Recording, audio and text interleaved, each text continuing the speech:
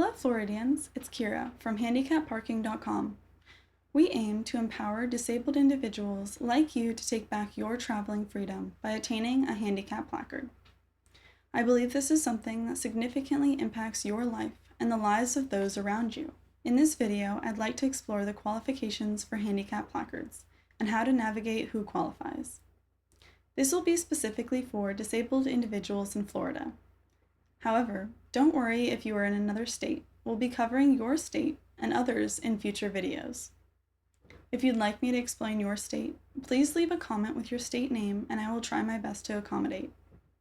To the best of my ability, I'm going to try to resolve any questions you have about the qualification process and your hesitance to apply. Let's start by understanding how your specific circumstances fit into the classifications in Florida. As we all know, definitions can be tricky, and these forms are not made simple to understand. It's important for you to grasp the criteria because it directly impacts your day-to-day life. Knowing what criteria you fit into will ensure you're well informed. So let's break down these qualifications in a way that you can easily understand. The most prominent category is held within mobility. The primary definition of mobility issue is trouble walking 200 feet. Your mobility matters, and your ability to move impacts the freedom you have in your life. We're here to simplify the process so you don't have to worry about complex terms or rules. This category is a bit more complicated, but we're in this together and we'll go through them individually. Some of the easier qualification categories to understand are the need for portable oxygen or a wheelchair. If you require any of these, then you most likely qualify and the process is simplified. The other four categories, however, are a bit more vague.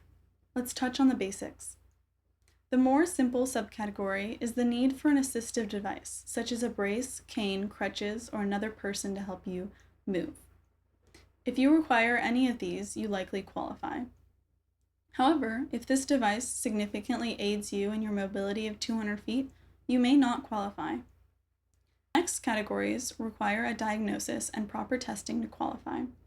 However, there are some simple tests you can do to not waste your time at a doctor's.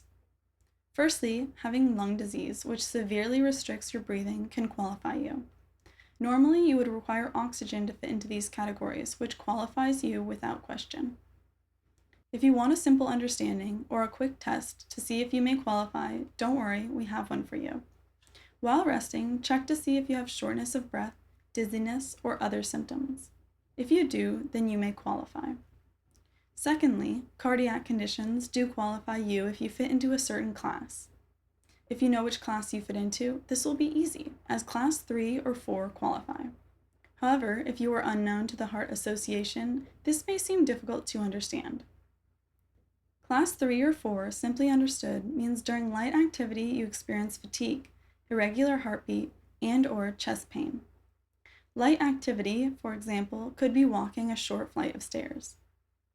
Lastly, there are certain arthritic, neurological, or orthopedic conditions which qualify you. Mind you, these need to affect your mobility, and every case can vary, but here are a few examples.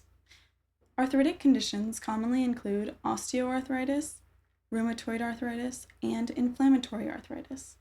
Neurological conditions include stroke, multiple sclerosis, Parkinson's, cancer, and epilepsy.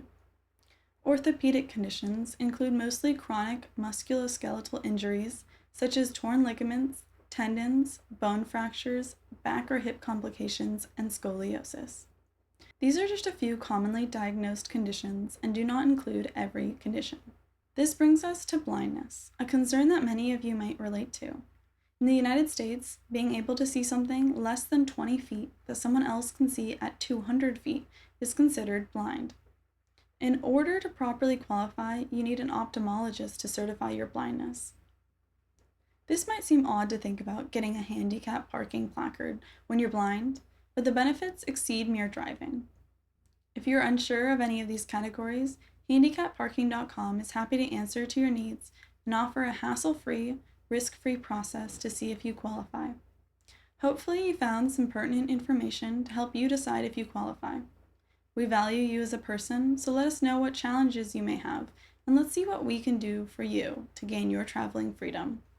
At the end of the day, this video is for you, whether you have a mobility or sight challenge. Our aim was to provide you with the knowledge you need to improve your quality of life. So stay tuned, and we're excited to take this journey with you. Follow this channel for more on handicap placard questions, and feel free to leave me comments. I am happy to answer any questions you may have, and if you'd like to ask me privately, send me an email to support@handicapparking.com. Wishing you all the best. Thank you for watching. Catch you in the next video.